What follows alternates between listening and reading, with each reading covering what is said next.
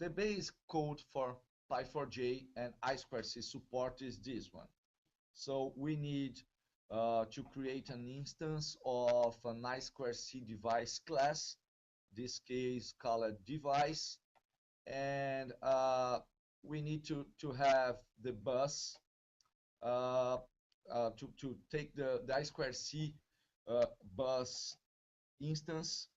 So in this case, we are going to use i2c factor get instance, and we are going to pass the bus number. In our case, for Raspberry Pi, the regular usage, we are going to use the bus number 1, which means that we are going to use the GPIO I2C support. If you can also have another I2C control manager, is the bus number 0, but by default, it's being used by the camera from Raspberry Pi. So it's kind of by default busy the bus number 0. So the bus that you have into the GPIO is the bus number 1. So once you have the access to the bus, you can start talking with your devices. As I told you, the I2C is a bus, so each device inside that bus will have an address, an hexadecimal address, and basically you just need to point the address, I2C bus get device, and here you pass the address of each device. So they used to be identified, and you will find it in the documentation of the component that you just bought. And you can start writing and reading data depending on the type of I2C component you are going to write or read, or both. So like for LCD control, you are going to write the data you want to present in your LCD display. If you have a sensor, you are going to, like if you have a gyroscope plus accelerometer sensor, you are going to write asking to the sensor to send or the gyroscope information or any axis from the accelerometer, and you write the question and you are ready to read the answer with the sensor value. And for read and write, you have 4 different methods signature. So you can use buffer, offset, and like the I/O, almost the same thing when you are using streaming and I/O API from Java. So as you can see here, is very, very simple to start playing with I2C and uh, and Java SE embedded with pi4j. So here I have with me this Adafruit LCD plate. So this is a very nice one component to start playing, because you have the LCD display and you also have some buttons. And once you have the LCD display and the buttons, you can create your own user interface, basic user interface to your system. You don't need to have a very complex one if you have a simple project like a robot. If you build a robot, you can use the buttons to change the mode, to set up your robot, and with this simple display, the robot can give you the feedback about what the robot is doing, some sensor value. You can use the display to debug.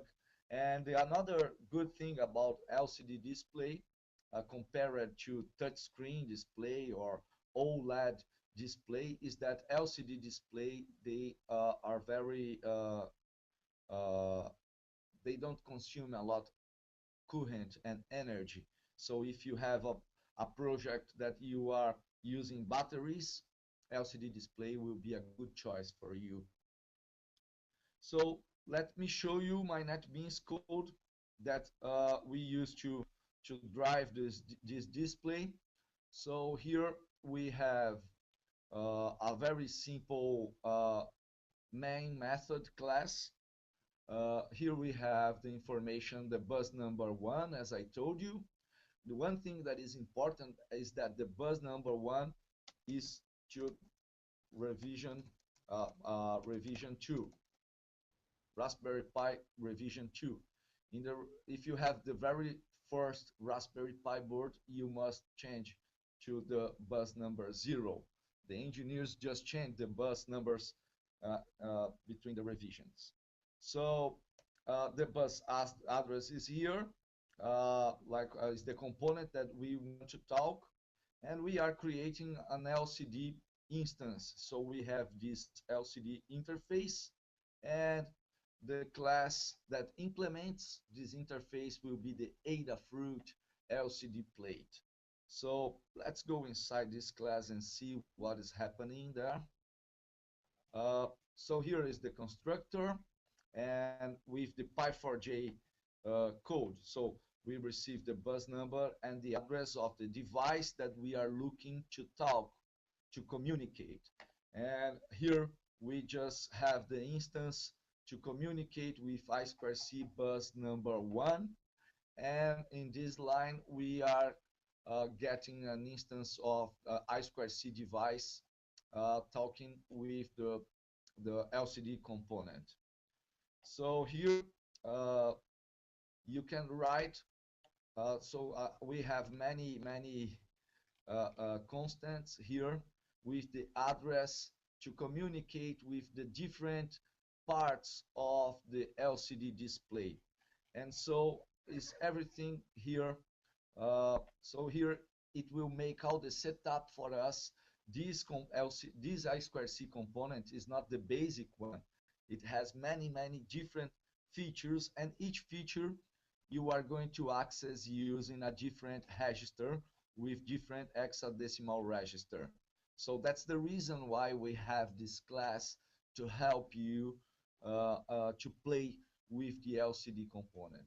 This project will be available today in the java.net download session. And here we have different methods. So let's look at the clear method. It will write the command LCD clear display. And what is this? Is an hexadecimal number that give the instruction to I2c saying, this I want to clear the display.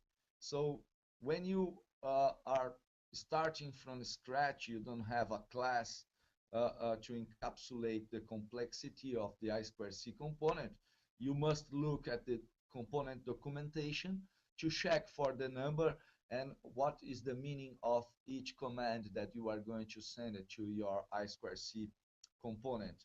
So in this case, it's very basic command to clear. So we can have LCD return home, so it will make the cursor in the first character of the line. You can set the position of your cursor, and if you play with any other LCD display and any other platform, it will be familiar for you. Other else, it's not hard. You just have in this class many different operations that you can do in the LCD Adafruit display. So here what we are doing is to using the right method to print some welcome message in our screen. And as you can see here, I forgot to clear. I supposed to do this, clear, every time I change the message. So I forgot to do it in my Raspberry Pi, and it's overriding the information, but no problem, you can see it working. I will show you. But here we have a welcome message. It will wait 2 seconds, and it will write Oracle Technology Network, wait 2 seconds, clear display, and IoT Developer Challenge. So what you need to do here, you just need to build your project. So you go and build your project, and as the result, you will have in the distribution directory your project here with the library, and NetBeans will create the manifest inside your jar file.